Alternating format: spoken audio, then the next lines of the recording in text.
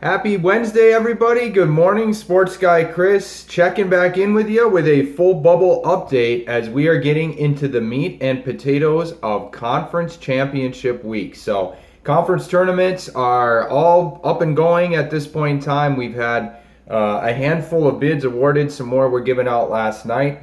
The most noteworthy one was in the West Coast Conference, where Gonzaga and St. Mary's were once again going at it for the West Coast Conference tournament title. Seems like these two have been, the two going at it for that one for decades at this point. But Gonzaga was able to pull away in the second half and get the W and punch their ticket. Both teams will be in the field, but with Gonzaga's victory over St. Mary's last night, they punched their ticket officially. We knew they'd be in. And it also actually bumped Gonzaga up ahead of Kansas in the net rankings from number 2 to number 1. So few developments there, but I'm back today to give you all a full bubble rundown. Going to go right through the bubble and let you know where these teams are right now as of the moment, how I see them, and how they're kind of turning out in some other projections out there at the moment. So we're going to jump right in, and we're going to start with a 9 seed with Texas Tech. The Red Raiders are 18-13 overall. They did drop 3 straight coming in here to close out the regular season. They were 9-6 in Big 12 play, 18-10, dropped 3 in a row. So that has kind of slid them back a little bit. The resume is impressive enough, though. I believe the Red Raiders, will be in. I have them as a 9 right now. They have a 22 net ranking, so that is going to continue to help them out as well. And I'm routinely seeing them show up as a 9 or 10 seed for the most part. Actually, Jerry Palm, CBS, has them out of the field at the moment, but Joe Lunardi, Bracketology over at ESPN, has them as a 10.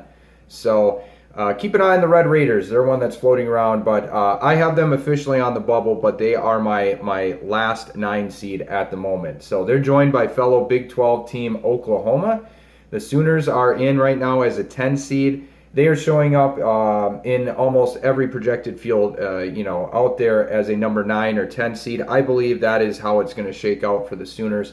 I don't think they're going to change too much. I would expect to see them a 9 or a 10 come Selection Sunday. But keep an eye on Oklahoma as well. Moving along then to the 11 seeds, I've got UCLA, Arizona State, and Richmond in that group of the 11s.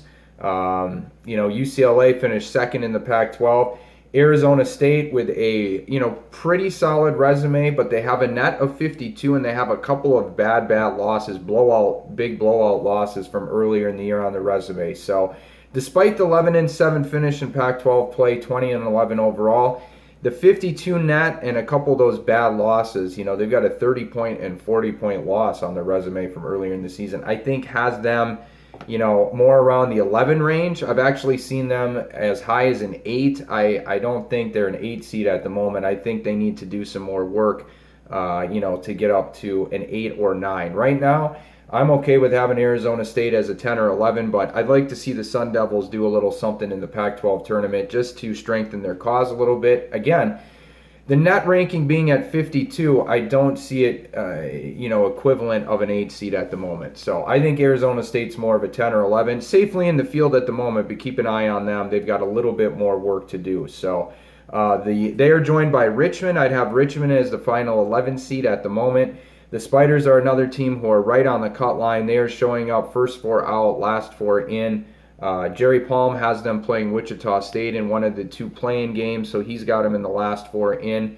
Lunardi and Bracketology has Richmond just out of the field. And again, in most projections out there, I'm seeing them show up as either last 4 in, first 4 out territory, I've got the Spiders as an 11 right now, still safely in the field. That non-conference victory, 10-point win over Wisconsin earlier in the season, continues to look better and better for the Spiders. So keep an eye on Richmond. They're going to need to win a game or 2 in the Atlantic 10 tournament this week. I think they're going to have to win 2 games for sure, and that might be enough to get them in. That would get them to the final of that tournament, and if you lose to Dayton in the final, that's not going to count as a bad loss. They would finish up 26-8 at that point. I think that's good enough to get Richmond in. Probably not going to, go too much from where they are seeding-wise. Even if they are in, I'd expect to see them as, maybe a 10 or an 11. So That brings us to the last 4 in. I still have all these teams slated as 12 seeds. This could shift, depending on how other teams, in other conferences get the automatic bids this week. They could shift up to an 11, but they're going to be somewhere in the 11 or 12. But last 4 in as of right now, Indiana, Xavier, Cincinnati, and NC State is my final team in the bracket as of right now. All 4 would be 12 seeds as of today.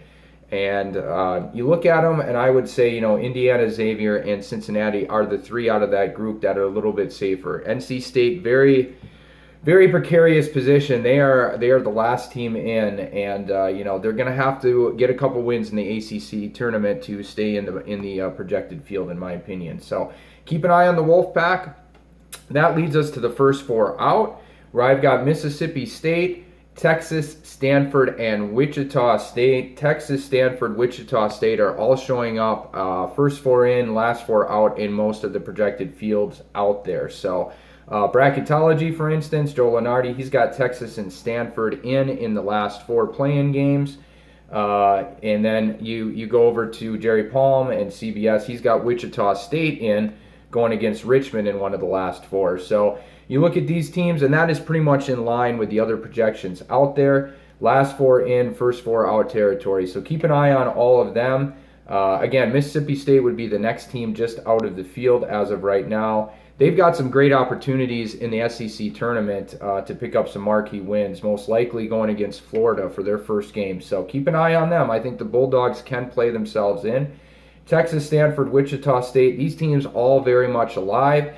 Then that brings us to the next category. This is rounding out the bubble. All of these teams still very much have a chance, but they've got a little bit extra work to do. They're going to be behind those first 4 out. You're looking at Memphis, Arkansas, Tulsa, Rhode Island, Purdue, and Northern Iowa. Of course, Northern Iowa was upset in their conference tournament over the weekend. They lost in the quarterfinals to Drake. So Northern Iowa probably going to be on the outside looking in. I don't think they have enough time to get it done. So that is how I see the bubble as we dive into the meat and potatoes of Conference Championship Week. If you like today's video, please don't forget, give me a little thumbs up down there, subscribe, of course, and please check me out on Instagram at SportsGuyChris and Scorum at SportsGuyChris. It is a great blogging platform. Again, Sports Guy Chris checking in with you. Happy Wednesday, everybody.